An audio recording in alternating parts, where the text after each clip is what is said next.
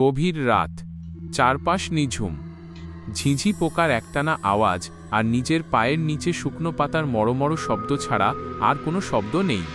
মেয়েটির নাম অনন্যা। গ্রামের এক আত্মীয়ের বাড়ি থেকে ফিরতে গিয়ে বেশ দেরি হয়ে গেছে।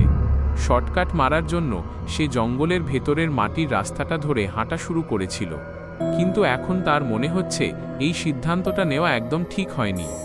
আকাশে আজ মেঘাচ্ছন্ন চাঁদ, তাই জঙ্গলটা আরও বেশি অন্ধকার আর থমথমে লাগছে। অনন্যা তার মোবাইলের ফ্ল্যাশলাইটটা জেলে রেখেছিল, কিন্তু হুট করেই আলোটা কাঁপতে কাঁপতে দপ করে নিভে গেল। ধ্যাত, চার্জ তো পুরো ছিল। বিড়বিড় করে মোবাইলটা ঝাঁকাতে লাগলো সে, কিন্তু লাভ হলো না। ঠিক তখনই অনন্যার মনে হলো তার ঠিক পেছনে কেউ একজন হাঁটছে। সে থমকে দাঁড়াল। পেছনের শব্দটাও সাথে সাথে বন্ধ হয়ে গেল। সে আবার হাঁটা শুরু করলো। পেছনের অদৃশ্য পায়ের আওয়াজটাও আবার শুরু হলো। ভয়ে অনন্যার বুক ধড়ফড় করতে লাগল। সে আর পেছনে না তাকিয়ে হাঁটার গতি বাড়িয়ে দিল। বাতাসটা হঠাৎ করেই অস্বাভাবিক রকমের ঠান্ডা হয়ে গেল, যেন কেউ বরফ কুচি ছড়িয়ে দিয়েছে চারপাশে। আর সেই বাতাসে ভেসে আসছে একটা অদ্ভুত গন্ধ, পচা মাংস আর ভেজা মাটির মিশ্রণ। হঠাৎ করেই বনের নীরবতা ভেঙে একটা খিলখিল হাসির শব্দ শোনা গেল। শব্দটা কোনো মানুষের নয়, যেন অনেকগুলো কণ্ঠস্বর একসঙ্গে অদ্ভুত এক সুরে হাসছে। অনন্যা এবার আর নিজেকে ধরে রাখতে পারল না। সে সামনের দিকে দৌড়াতে শুরু করল। দৌড়াতে দৌড়াতে সে বনের মাঝখানের একটা পুরনো বটগাছের কাছে এসে পৌঁছাল।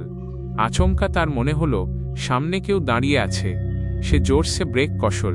ফ্ল্যাশলাইটটা অলৌকিকভাবে আবার জ্বলে উঠল। আলোর বৃত্ত গিয়ে পড়ল সামনের অবয়বটার ওপর। সামনে একটা মেয়ে দাঁড়িয়ে আছে। তার পরনে লাল শাড়ি, কিন্তু শাড়িটা ছিঁড়ে ফালা ফালা। মেয়েটার পিঠ অনন্যার দিকে ঘোরানো। অনন্যা ভয়ে কাঁপতে কাঁপতে বলল, কে কে আপনি? প্লিজ আমাকে যেতে দিন। মেয়েটি কোনো কথা বলল না। আস্তে আস্তে তার মাথাটা ঘুরতে শুরু করল, কিন্তু শরীরটা আগের মতোই স্থির রইল। পুরো 180 ডিগ্রি ঘুরে মাথাটা যখন অনন্যার মুখোমুখি হলো, অনন্যা দেখল সেই মুখে কোনো চোখ নেই, নাক নেই, শুধু দুটো জ্বলন্ত কয়লার মতো গর্ত আর কান পর্যন্ত বিস্তৃত একটা বিভৎস হাসি। এত রাতে একা বাড়ি ফিরতে ভয় করে না, খুকি? একটা ফিসফিসে চড়া সুরেলা গলায় আওয়াজটা ভেসে এল। অনন্যা চিৎকার করতে চাই, কিন্তু গলা দিয়ে কোনো আওয়াজ বের হলো না। তার পা দুটো যেন মাটির সাথে জমে গেছে। মেয়েটি না, সেই প্রেতাত্মাটি আস্তে আস্তে শূন্যে ভেসে অনন্যার দিকে এগিয়ে আসতে লাগলো।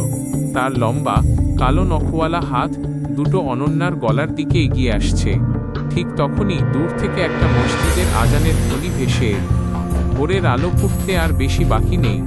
আজানের শব্দটা কানে আসতেই সেই মায়াবী ভয়ঙ্কর অবয়বটা ব্যথায় চিৎকার করে উঠল।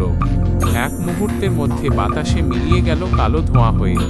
অনন্যা আর এক মুহূর্ত নষ্ট না করে অন্ধের মতো দৌড় দিল। জঙ্গল পার হয়ে যখন সে পাকা রাস্তায় এসে পৌঁছাল, তখন ভোরের প্রথম আলো ফুটতে শুরু করেছে। সে হাঁটু গেড়ে মাটিতে বসে পড়ল, বুক ভরে শ্বাস নিল। সে বেঁচে গেছে, কিন্তু সে খুব ভালো করেই জানে এই জঙ্গলের পথ সে আর কোনোদিন ভুল করেও মারাবে না।